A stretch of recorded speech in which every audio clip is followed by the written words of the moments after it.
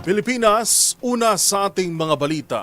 Umarangkada na ang search and retrieval operations para sa mga nawawalang sabongero na di umano'y itinapon sa lawa ng Taal. At sa pagsisid ng mga tauhan ng Philippine Coast Guard, natagpuan nilang ilang kahina-hinalang sako. Ang mga pinakahuling balita ihatid live ni Giselle Ricafort. Giselle.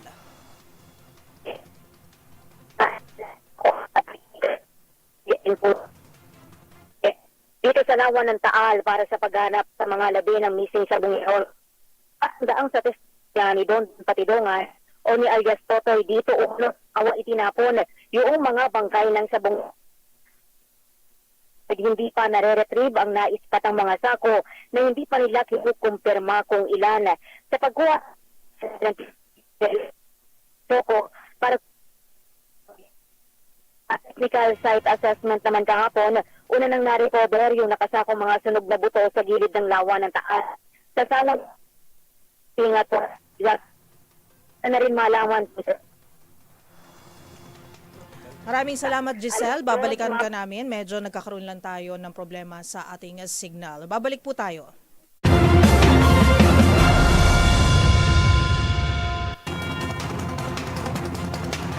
Kasado namang magpatupad ng 49 centavo kada kilowatt hour na taas singil ang Manila Electric Company o Meralco ngayong Hulyo.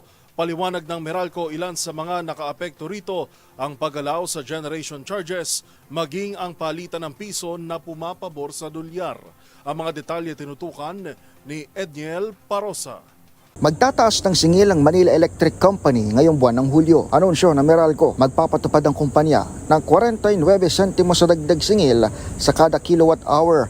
Katumbas ito ng 98 pesos sa dagdag sa bill ng mga pangkaraniwang kumukonsumo ng 200 kilowatt hour. Paliwanag ni Meralco spokesperson Josel Dariaga, dulot ito ng nagtaas ding generation at transmission charges. Partikular na nag-reflect sa singil ay ang paghina ng piso kontra sa dolyar, lalo't mayorya umano sa energy sources ng Meralco ay dollar-denominated. Naramdaman din umano ang 12 araw na tensyon sa pagitan ng Israel at Iran na nagpamahal naman sa pamdaigdigang krudo. Pero sa kabila ng ceasefire sa Middle East, sinabi ni Zed Dariaga na hindi pa rin masabi ng Meralco kung may dapat bang asahang ginhawa ang mga consumer sa susunod na buwan. Para sa MBC TV Network News, ito si Edniel Parosa na DZRH, una sa Pilipinas, una sa Pilipino.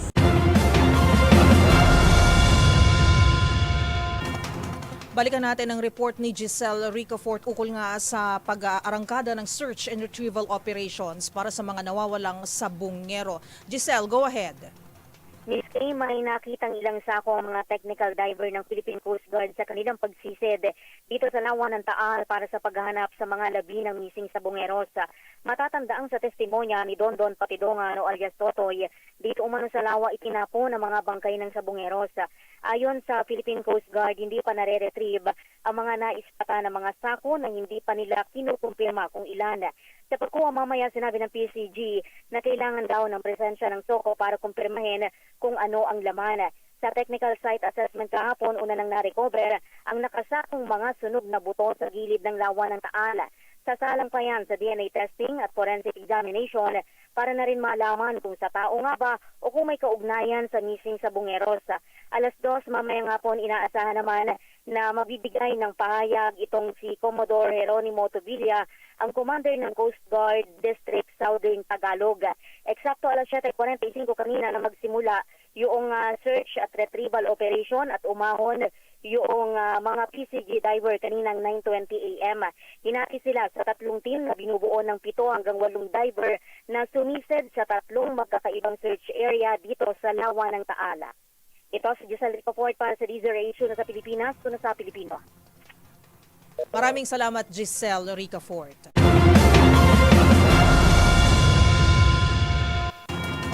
Usad pagong na trapiko ang namerwisyo sa mga motorista sa Roxas Boulevard kasunod ng aberya sa Manila South Harbor mula kagabi hanggang kaninang madaling araw. Ang sangkot na port company pinagpapaliwanag na ng Philippine Ports Authority o PPA kaugnay ng insidente. Una sa balitang yan, si Wina Hesoro. Matinding traffic at pila ng mga truck ang naranasan sa Roxas Boulevard dahil sa nangyaring aberya sa sistema ng in-gates ng Asian Terminal Incorporated sa Manila South Harbor na nagsimula 8:00 kagabi hanggang kanilang madaling araw. Sa panayam ng DZRH News kay Jay Santiago, ang General Manager ng Philippine Ports Authority, sinabi nito na ipinagpapaliwanag na nila ang ATI dahil sa nangyaring aberya. Ayon kay Santiago, kaninang alas 2 ng madaling araw bumalik sa normal ang operasyon ang Manila South Harbor kung kaya't umuusad na ang traffic sa Rojas Boulevard. Ang SO po natin dyan, kapag may ganyang system failure po, no? Or system glitch, dapat po ay nag-i-issue sila ng public advisory po doon sa mga port users natin. Through social media po, or may contact naman po sila dyan. Meron silang communication system dyan with their port users. Ano? At hindi po yun nangyari kagabi. At ang ano din nga po natin, right after pagbalik ko po sa Manila, ay mamaya or hanggang sa Lunes po ay pinapatawag ko po yung Asian Terminals at malaman kapag nagkaka-system glitch na ganyan, dapat po meron silang continuity plan.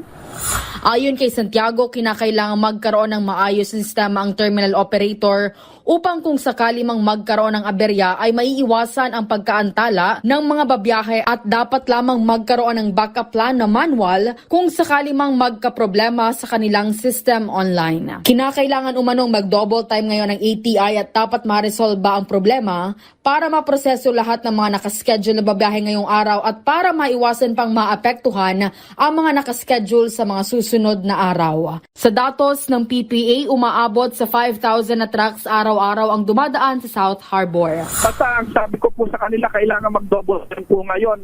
At kailangan especially ngayong araw na to po, kailangan maproseso lahat ng mga nakaschedule ngayon dahil kung hindi po nila maaayos yan, magsa-slide po yung scheduling na yan sa susunod na mga araw. So kailangan ma-resolve po nila yung delay po today. Paalala ng PPA, inaasahan pa rin ang bahagyang delay sa transaksyon ngayong araw at walang ipapataw na no-show o late penalties sa mga truck na may booking sa tab sa panahon ng naturang aberya. Para sa MBC TV Network News, ito si Winaprel Hesoro ng DZRH, una sa Pilipinas, una sa Pilipino.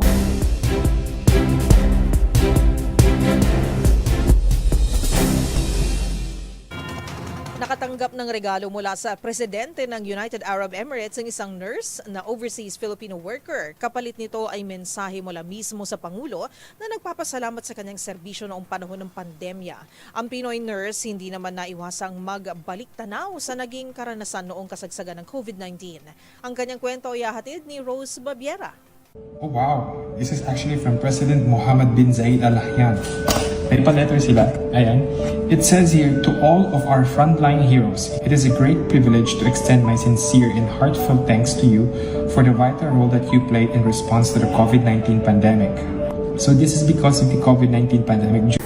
Isang Pilipino na nagtatrabaho sa United Arab Emirates o UAE bilang isang nurse ang nakatanggap ng regalo mula sa Pangulo ng Bansa bilang pagkilala sa kanyang serbisyo noong panahon ng pandemya.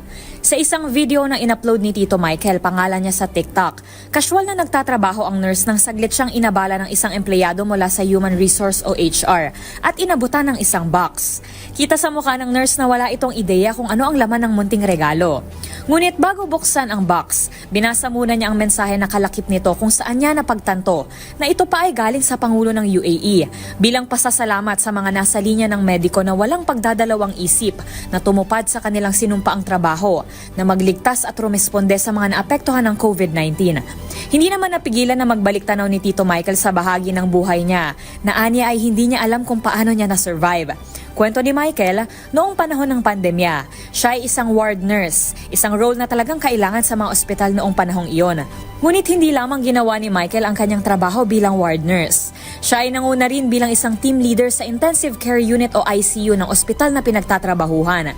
Pag-amin niya, nabalot din siya ng kaba noong mga panahong iyon at paulit-ulit na tinanong ang sarili kung ligtas pa ba ang ginagawa. Pero mas nanaig ang puso ng pagseserbisyo kay Michael na mahalagaan niya lalo na sa panahon ng krisis. Kung mayroong isang bagay na natutunan ang nurse sa karanasang ito raw ay ang maniwala sa sariling kakayahan. Sa huli, binuksan na niya ang regalo kung saan tumambad sa kanyang isang gintong barya at dito nakaukit ang mga katagang frontline heroes. Labis naman ang pasasalamat niya sa gobyerno ng UAE na nakaka-appreciate ng kanilang mga sakripisyo bilang nurse. Oh wow, better late than never. Thank you so much, Mr. President. So tingnan na natin kung ano ba yung gift ni Mr. President. Oh wow! Ooh, is this even real? Totoong gold ba to? Pwede ko ba ito masanla? Oh wow, ang galing! Oh wow! I'm not sure if you could see, but it says here, to our frontline heroes. Thank you so much, Mr. President. Shukran jazilan! Binaha naman ng pagbati mula sa mga netizen ang video na ito. Para sa DZRH TV, ito si Rose Babiera. Una sa Pilipinas, una sa Pilipino.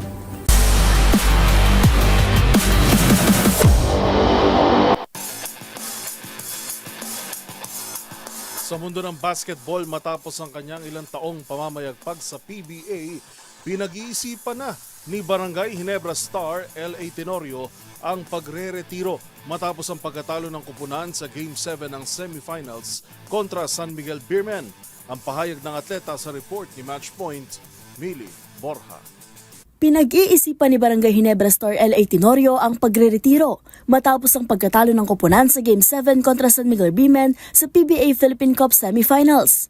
Sa kabuuang 18 seasons sa liga, posibleng ito na ang huling paglalaro ng kilalang Ironman ng PBA. Kahit maiksi lang ang minutong nilaro ni Tenorio sa decider, siya ang bida sa Game 6, kung saan nagbuhos siya ng 11 points sa huling yugto at nagpasok ng panalo at pampadikit na triple na nagdala sa Ginebra sa do-or-dime Game 7. Ito lang din ang tanging laro ni Tenorio sa season, kaya't ito ay tinuturing niyang pinaka-memorable. Sa kabila ng pagkatalo, binigyang diin ni Tenorio ang mahalagang karanasan ng mga mas batas sa kupunan, lalo na sa larong kasing bigat ng Game 7. Pinuri rin ni Tenorio ang kanyang matagal ng kaibigan at rival na si Chris Ross na nanguna sa San Miguel sa pagsungkit ng panalo sa pamamagitan ng 19 points, 7 assists at 4 steals. Inaasahang maglalabas ng desisyon si Tenorio sa mga susunod na linggo kung itutuloy na nga ba nito ang pagre-retiro. At yan ang mga latest updates sa mundo ng sports.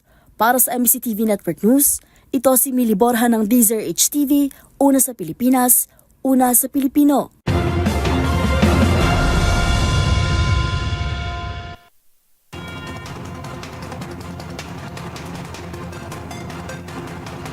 At iyan ang mga balitang aming nakalap ngayon pong araw ng Biyernes. Ito po si Yuel Reyes. At ako naman po, si Karen Oyong. Magkita-kita tayong muli sa darating na Lunes. Naku, bisperas na po ng ating 86th anniversary ng DZRH. Malapit na para sa mga balitang makabuluhan, mga kwentong makapangyarihan. Hatid pa rin ang boses ng Pilipino para sa Pilipino. Ito ang MBC TV Network News. Una sa Pilipinas, una sa Pilipino.